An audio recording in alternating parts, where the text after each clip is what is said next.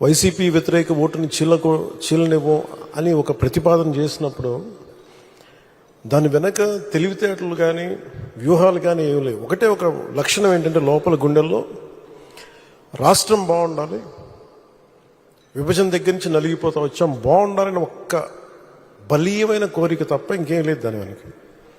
కానీ అది సాధించడానికి ఎన్ని అవరోధాలు ఎదుర్కొన్నాం, అసలు జరుగుద్దా లేదా, ఒప్పించగలమా లేదా, ఎన్ని పడి పడి పడి కింద పడి మీద పడి ఈ రోజున ఇక్కడ గెలిచిన గౌరవ సభ్యులందరూ ఎంపీలు కానీ ఎమ్మెల్యేలు కానీ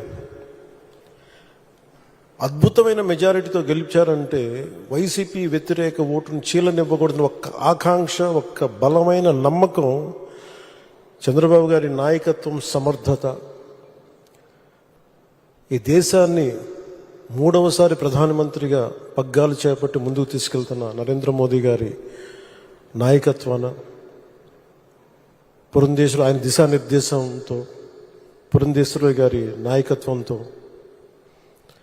తెలుగుదేశం నాయకులని చాలాసార్లు చెప్పాను, వాళ్ళందరి సమిష్టి కృషితోటి ఒక అద్భుతమైన విజయాన్ని సాధించాం.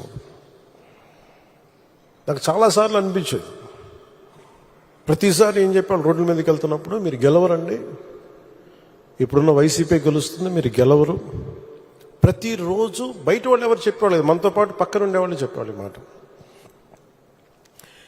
అసలు నమ్మకం ఉన్నది ఎవరికి అంటే, అసలు చెక్కు చెదరని గెలుస్తున్నాం, కొడుతున్నాం, నెగిటివ్ థాటే ఉండకూడదు, 170కి 160 కొట్టాలన్న మొదటి రోజు నుంచి చెప్పింది శ్రీ నారా చంద్రబాబు నాయుడు గారు చెప్పారన్నమాట.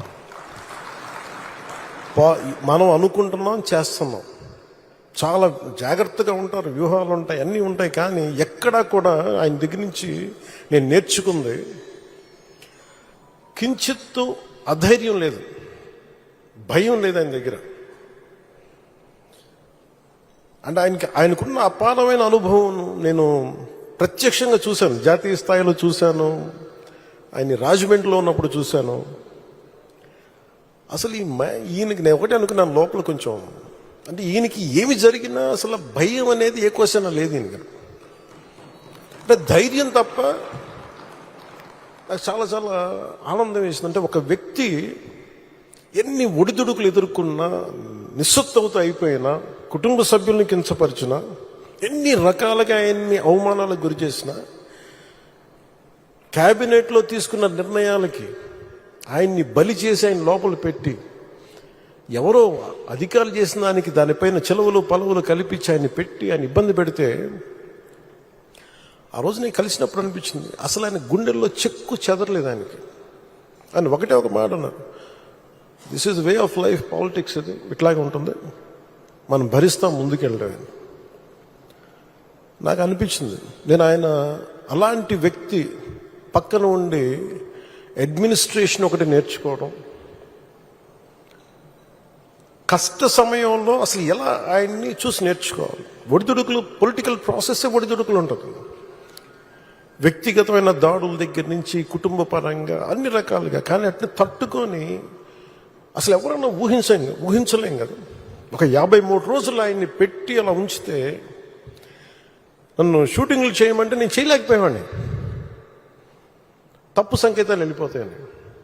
నేను డేట్స్ ఇచ్చినవి కూడా నేను ఆపేస్తాను ఆ రోజున. ఎందుకంటే ఆయన అంత సఫర్ అవుతా అని ఉంటే నేను బయటికి వెళ్ళి షూటింగ్ చేయడం కూడా నాకు ఇబ్బంది అనిపించేస్తుంది. నా ప్రొడ్యూసర్ చెప్పాను, 2 చేతులు క్షమించమని చెప్పాను ఆ రోజున. తప్పట్లేదు, నాకు రాష్ట్ర ప్రజల కోసం మారాలి ప్రభుత్వం, అందుకని చేస్తాను, దయచేసి మీరు అర్థం చేసుకోండి అని. అంత నేను చేయగలిగానంటే ఆయన తట్టుకున్న విధానం నన్ను కూడా ఎంతో కొంత ఒక చేయూతనిచ్చేలా చేసింది. నా స్వార్థం వల్ల వ్యక్తిగతంగా నేను ఎదిగిపోవాలి, నా కోరికల్లో రాష్ట్రం విభజన జరిగినప్పటి నుంచి ఈ రోజుకి మనం నలిగిపోతా ఉన్నాం. మనకి తెలంగాణలో మనం దాదాపు 3వ వంతున్నాం అభివృద్ధిలో. సంతోషం, మన తోటి తెలుగు రాష్ట్రం ఆనందం. మనం పోటీ పడాలి, ఎదగాలి అంటే అనుభవం, పొలిటికల్ ప్రాసెస్లో అనుభవం ఒకటి చాలా చాలా కీలకమైనది. తెలివితేటలు ఉండొచ్చు, అన్నిటికంటే కూడా అందరినీ సమన్వయపరిచి, అందరినీ ఆకట్టుకోగలిగి, అందరినీ ఒక దారిని పెట్టగలిగి, కొంత మెత్తదనంతో మందలిస్తూ, కొన్నిసార్లు గట్టిగా చెప్తూ, అలాంటి నాయకుడు వెంట ఆయన నాయకత్వంలో మేమందరం పనిచేయటం నాతో సహా చాలా చాలా నాకు ఆనందంగా ఉంది. చాలాసార్లు పెన్షన్ గురించి మేము మాట్లాడుకుంటా ఉంటే చాలాసార్లు దీంట్లో నేను పెన్షన్ బాగా ఎక్కువ చేద్దామని అనుకుంటే, ఎలా సార్ పాసిబిలిటీ అంటే, కష్టంగా ఉంటుంది కానీ మనం పెంచాలి. ఆయనకున్న ఆకాంక్ష కూడా ఏంటంటే, సంపద కొద్ది మంది దగ్గర ఉండిపోకూడదు, అవి తిరుగుబాట్లు వస్తాయి. ఈ రోజున ఆయన నాయకత్వంలో ఈరోజు పొద్దున్న క్యాబినెట్ మీటింగ్లో మాట్లాడుకున్నప్పుడు కూడా ఎంటర్ప్రెన్యూర్షిప్కి ఒక 100 కోట్లు మూలధనం ఒక కార్పొరేషన్లో పెడితే, మైక్రో మన చిన్నపాటి పరిశ్రమలకి, ఔత్సాహికులకి, పారిశ్రామికవేత్తలకి అండగా ఉండటానికి ఒక 100 కోట్లు మూలధనం పెడితే దాన్ని 5,000 కోట్ల వరకు తీసుకురావచ్చు. అలాగే 500 కోట్లు పెడితే దాన్ని 20,000 దాకా తీసుకెళ్లొచ్చన్న ఈ రోజు నా ప్రతిపాదన చాలా అద్భుతంగా ఉంది. ఇవన్నీ చెయ్యాలి అంటే ఈ రాష్ట్రాన్ని, ఉమ్మడి రాష్ట్రాన్ని దిశానిర్దేశాన్ని మార్చిన వ్యక్తి, మైక్రో మన ఈ విపరీతం బలమైన సంస్కరణలు తీసుకొచ్చిన వ్యక్తి, SEZs ద్వారా కానీ, అభివృద్ధి కానీ, అలాగే మన ఇజ్రాయలీకి సంబంధించి ఈ మైక్రో ఇరిగేషన్, ఇలాంటివన్నీ మొట్టమొదటి తీసుకొచ్చిన వ్యక్తి. చాలా సింపుల్గా ఉంటాయి. ఇంకుడు గుంతలు అంటే అది చూడటం చాలా మందికి ఆ టైంలో హాస్యాస్పదం, ఏంటి గుంతలు తవ్వుకోవడం ఏంటని. ఆయన దార్శనికులు, ఆయన హెడ్ చూడగలరు. దానికి చాలామంది మేధావులతో మాట్లాడాలి. అలాంటి మేధావులతో కూర్చొని వాళ్ళని అర్థం చేసుకొని, దాంతో పాటు సహచరులు ఒప్పించి, ఈ రోజున ఒక ఇంకుడు గుంతలు అనేది మనకి మన ఇంటి నిర్మాణంలో ఒక భాగం అయిపోయింది. ఇలాంటి ఎన్ని తీసుకున్నా, చిన్నది పెద్దది ఎన్ని తీసుకున్నా అనునిత్యం నన్ను ఆశ్చర్యపరుస్తూనే ఉంటారు ఆయన.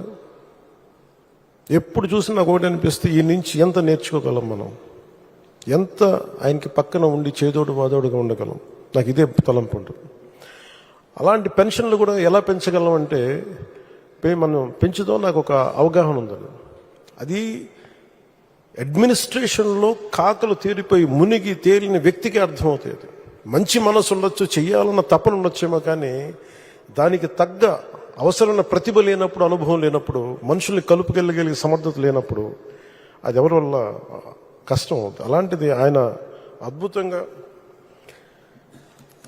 4,000 ఇవ్వడం ఒకటైతే, మొదటి నెల ఒక్కొక్కరికి 7,000 చొప్పున ఒకటే రోజున 65.18 లక్షల మందికి, అది కూడా ఇంటింటికి వెళ్ళి 4,400 కోట్ల రూపాయలని పంపిణీ చేపట్టడం, చేతికి డబ్బులు ఇవ్వడం, దేశంలోనే సంక్షేమంలో ఇది ఒక తిరుగులేని చరిత్ర. మనస్ఫూర్తిగా గౌరవ ముఖ్యమంత్రి గారికి నా ధన్యవాదాలు తెలుపుతున్నాను.